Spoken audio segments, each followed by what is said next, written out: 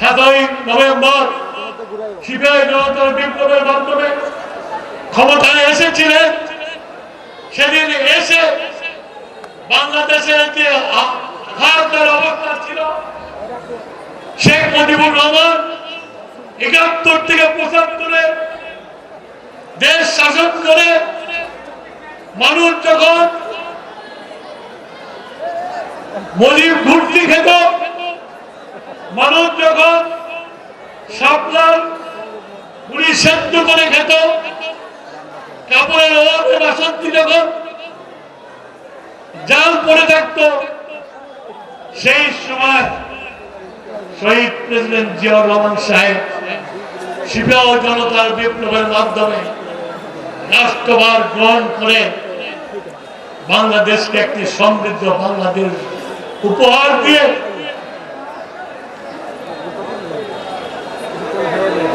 একটি দল উপহার দিয়েছিল।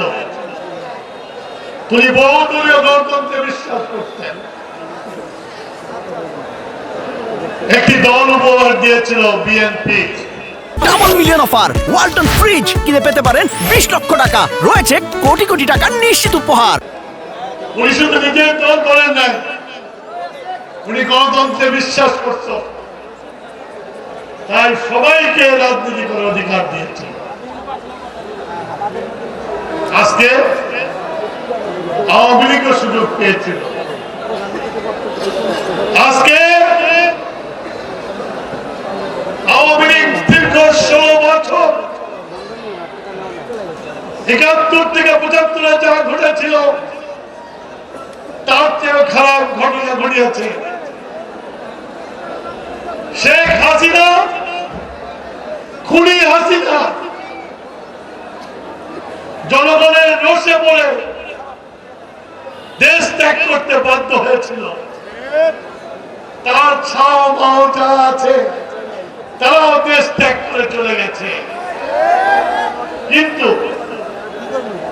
আমি শুনতে পাই কিছু কিছু আওয়ামী লীগের নেতা এখনো দেশে আছে, এই কামারখন্দেও আছে, সিরাজগঞ্জেও আছে, বিভিন্ন বুথে আছে। দুষ্ট লোকে বলে তারা নাকি আমার দলে কর্মীদের ছত্র ছায় আছে।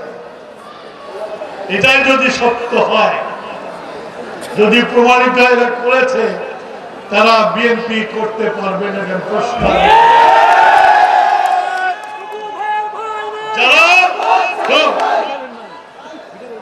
যারা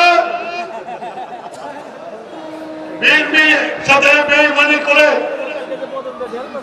আওয়ামী লীগের হারানোর টাকা খাবে, যে আওয়ামী লীগ লুটপাট করে সারা দেশটাকে দেউলিয়া করে দিয়েছে, যে আওয়ামী লীগ উন্নয়নের নাম করে হাজার হাজার কোটি টাকা দেশ থেকে বার করে দিয়েছে, একমাত্র শেখ হাসিনার ছেলে মেয়ে বোন ভাগনা ভাগ্নি মিলে দেশের ৯০,০০০ কোটি টাকা বের করে দিয়েছে।